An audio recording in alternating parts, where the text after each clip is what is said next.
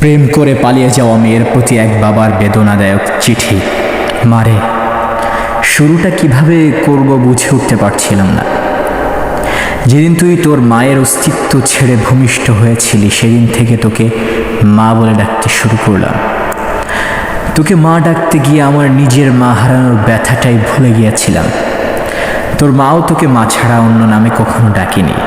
বিদ্যালয়ের প্রথম দিন শিক্ষক তোর নাম জিজ্ঞেস করেছিলেন। তোকে মা বলে ডাকতে ডাকতে তোর ডাক নামটাও ভুলে গিয়েছিলাম। আমি তোর নাম বলতে না পারায় সবাই আমাকে নিয়ে হাসতেছিল, তাই চিঠির উপরে তোর নামের জায়গায় মা লিখেছি। হঠাৎ করে তুই এভাবে চলে যাবি আমি তা বুঝতেই পারিনি। ছেলেটা যেদিন বাইরে ব্যাগ হাতে তোর জন্য অপেক্ষা করছিল, যে কখন তুই দরজা খুলে বাইরে বের হয়ে আসবি, আমি তখন ভেতরে বসে রবের কাছে প্রার্থনা করছিলাম আর ভাবছিলাম যে আর কতটা ভালোবাসতে পারলে তুই আমাকে ছেড়ে চলে যাবি না।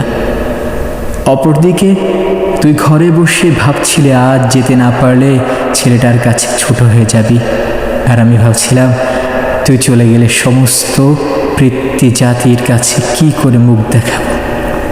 জানিস মা, তুই তোর 3 বছরের ভালোবাসা খুঁজে পেয়েছিস, কিন্তু আমার জীবন থেকে 20 বছরের ভালোবাসা হারিয়ে গেছে। মারে, প্রত্যেকটা বাবা জানি রক্ত পানি করে গড়ে তোলা মেয়েটা একদিন অন্যের ঘরে চলে যাবে, তারপরও একটু কৃপণতা থাকে না বাবাদের ভেতরে। বাবাদের ভালোবাসা শামুকের খোলসের মতো। বাবাদের বাহিরটা শক্ত হলেও ভেতরটা ঠিক নরম হয়ে থাকে।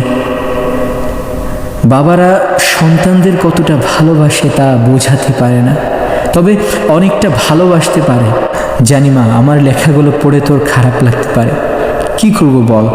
তোর তো যৌবনে পা রাখার পর চোখ নাক কান সব কিছুর প্রতি বিবেচনা করে প্রেম করিস, কিন্তু যেদিন জানতে পারলাম তুই তোর মায়ের গর্ভে অবস্থান করছিস, সেদিন বুঝতে পারিনি তুই কালো না ফর্সা হবি, নাকি ল্যাংড়া না বোবা হবি। কোনো কিছুর অপেক্ষা না করেই তোর প্রেমে পড়েছিলাম, তাই এত কিছু লিখলাম। আমি জানি মা, তোদের সব সন্তানদের একটা প্রশ্ন, বাবারা কেন তাদের ভালোবাসাটাকে সহজে মানতে চায় না।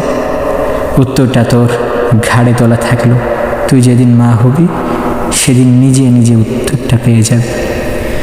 তোরা যখন একটা ছেলের হাত ধরে পালিয়ে যাস, তখন ওই ছেলে ছাড়া জীবনে কারো প্রয়োজন বোধ করিস না, কিন্তু একটা বাবা বোঝে তার জীবনে নিজের মেয়েটার কতটা প্রয়োজন।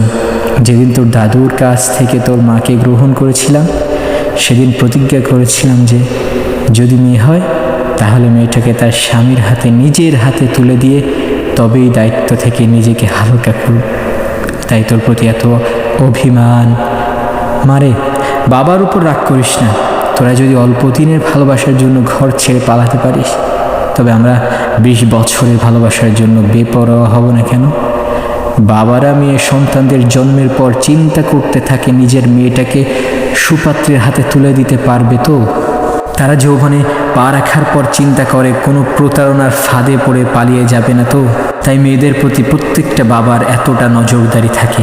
যদি মন কাঁদে চলে আসিস, বুক পেতে দেব, ঠিক আগে যেভাবে ভালোবেসেছিলাম সেভাবেই বাড়ব। অপেক্ষায় থাকলাম। হয়তো তোর মায়ের মতো তোকে পেটে ধরিনি, তবে পিঠে ধরার যন্ত্রণাটা সহ্য করতে পারছি না। খুব কষ্ট হচ্ছে রে, খুব কষ্ট হচ্ছে।